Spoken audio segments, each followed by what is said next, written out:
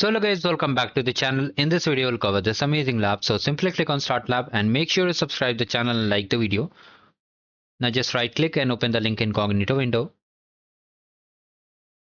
Now just click on the compute engine. If it is not visible, you can simply type it also.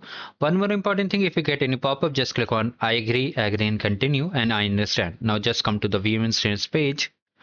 Now from here, just click on this SSH option and just maximize the screen. Right. Wait for the SSH to initiate. Also, if it asks to authenticate yourself, you can click on the authenticate button. Now simply come to the lab instruction. From here, come to task number 1. Okay, so first thing what we have to do, we have to create the API key. So for the API key, come over here, API in services, and just come to the credentials. Okay, what I did, API in services, and then clicked on credentials, and then just click on create credentials and API key. Now come over here to task number this, just above to the task number 2.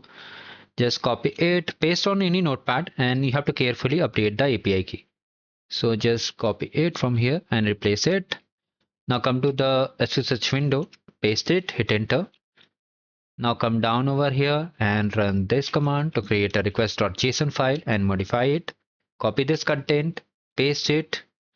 To exit, Ctrl X, Y, hit enter. All things are done.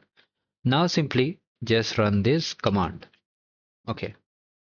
So like this, we have completed the lab. Let's check the score. And if you want this yellow check my progress bar, you can check the video description. How to enable check my progress bar. So just let me just check it. Yes, we completed the lab. Thank you.